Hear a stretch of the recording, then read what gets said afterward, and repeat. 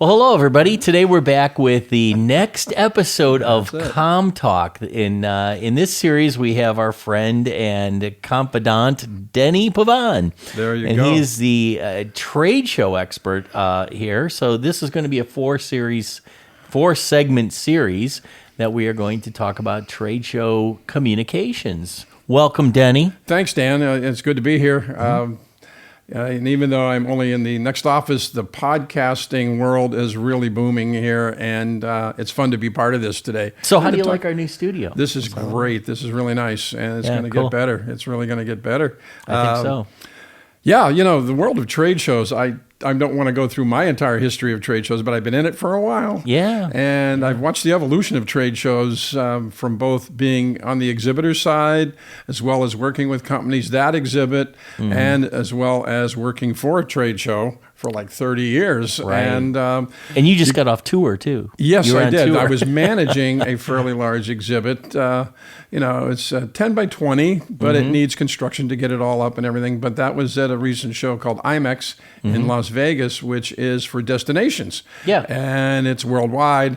So you get a chance to see a lot. Once you get the exhibit set up, I do a lot of touring and seeing what's going on in a show, who the exhibitors are, what they're doing to get people into their booths, what they're doing to promote. And it's fascinating to see the variances between very tiny to like a whole world that's being constructed at a show. Wow. So give us an example, like a really big exhibit. Like, what would be a big one that you've seen? A big one? Yeah, like a big exhibit. France. Huh? What? France. Well, the show is for destinations. So being a worldwide show, the countries that are there, like France, Italy, Portugal, Germany, and on, including in the U.S., but all the cities around the U.S. that have trade shows. These shows are massive. I mean, the exhibit space is probably 500 square feet, maybe more. Wow. And there's a central area, but then there's also a lot of areas for, like you and I, where you're scheduling appointments and going in to meet one-on-one with different representatives. So I say France, but then there's Paris and there's Lyon and there's, all these different cities. Or in Italy, you've got, Venice and Rome. So those representatives for their hotels and areas there are there to talk about meetings. It's a meetings show. It's about meetings and travel. Yeah. But so that's a very large exhibit. But let's take a look at the one that I've worked with for years too. The it's called EQIP Exposition, and EQIP is for the lawn and garden products. Your large equipments, your John Deeres and Toros, and on and on and on. Yeah. And those exhibits are massive. But then, if you break it down from large ones, there's also rows of what we call 10 by 10s. They're smaller, so a up-and-coming exhibitor can get a foothold in a show, or different ancillary products are there being exhibited. But that's at every show. Right. Whether it's in any industry, there's going to be a trade show.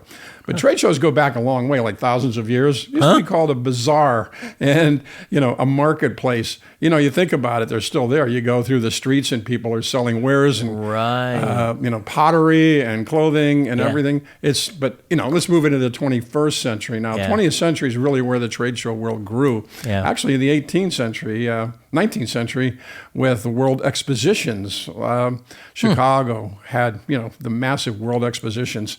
Right. And that's where people brought new products and new technologies and new innovations. Yeah. That continues. New products, new technologies, new innovations continues whatever industry you're in. But I think what we want to really kind of break it down into is if you're wanting to be an exhibitor, or you are, there are 4 basic parts of the trade show world that I look at. And that is what I start with is the exhibit itself. And then we look at the pre-show part of the exhibiting elements. And then there's being at the show, what you do there. Yeah. And then after the show, the post-show follow-up. And so each one of those has a lot of communications elements attached to it now. Yeah. And we add the component of social media. It's grown even more, and video, and audio, and demonstrations, and even AI, which is AI. Yeah. So, but Very interesting. yeah, but let's think about the exhibit itself. Okay, so traditionally, not everybody's going to spend $1 million at a trade show. Right. Some do. I mean, it's amazing when you bring in video that and monitors that are raised above the exhibit area, and construction crews that are putting these things up for maybe 3 days. Yeah. But then there's for maybe 3 days, but then there's also the exhibitor that wants to just get that presence at the show, get a chance to have their brand and show what they do. Yeah, so, right. One thing that I've noticed is some people will put up a back wall, and it's a pop-up display, which is fine. But then you have to think about the messaging on that pop-up display and what your brand is going to represent. I think some people try to, especially first-timers, try to put everything on the back wall. Well, it's like, I want 10 bullet points and say this, this, and this. And then this copy's microscopic, and you can't even read it. Yeah, and I think that's really beyond what people are doing today. It shows, they sit in a chair and they have a table. Like, let's not do that. That always reminds me of the person that does like their home sign. When they're selling their house, or the garage sale, they'll write it like this tiny, and they're thinking, well, I can read it, but you're down the street, you see like a white sign. You don't see any copy on it. Same idea, right? Well, but what I see now too is more engagement and involvement with your trade show audience. Yeah. So your trade show display, even in a small 10 by 10 space, can be inviting and getting people inside your space, right, rather than just going past your space. But your image really has to be very strong. Your image on your exhibit, mainly your brand and what you do. And then you have other things you can do within the exhibit where you have a side table rather than a table in front of you, where you can display elements, or also just a little small bar style podium with 2 seats. So you can get someone in to talk to them basically back and forth with whoever is with you at the show. It's tough to do it by yourself. You usually would like to have 2 people at a 10 by 10 or more, but that way someone can engage with the passersby while someone else is really talking and having a conversation with someone they can get inside the booth. What about, speaking of which, what about the people when you're talking, what are they supposed to be like when they're if you're in an exhibit, what are you supposed to be doing? Most people, you always hear, don't sit down. What are you supposed to do when you're there? Smile.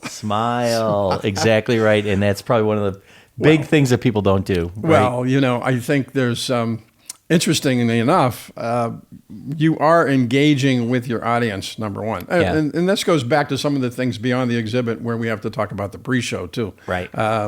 Inviting people to your booth. But, I think what I've noticed is having someone, that can engage. They've got a friendly personality. Right. They are very likable, and they can really just kind of attach to people going through, the show, because they're stopping by your booth for a reason. I mean, they are looking for things at a show, and if it appeals to what is in their list of, hey, I've got to see these elements at a trade show, then you catch the eye and you go, excuse me, but have you learned about the this part of our product line? Or and it never hurts to have a model in your. Well, I'll be honest with you. I've seen, at least in my thought, we've done a couple of things where I'd be out there talking, you don't get anything.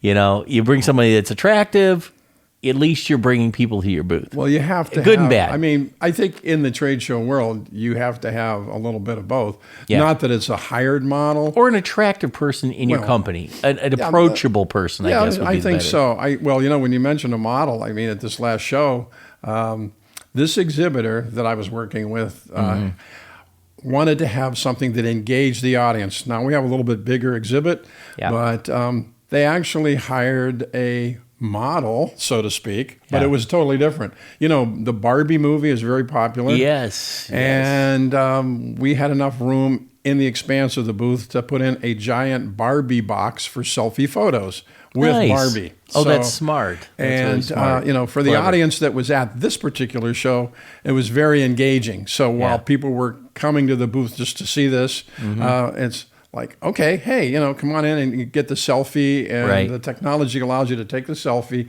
and send it back to your friends via email.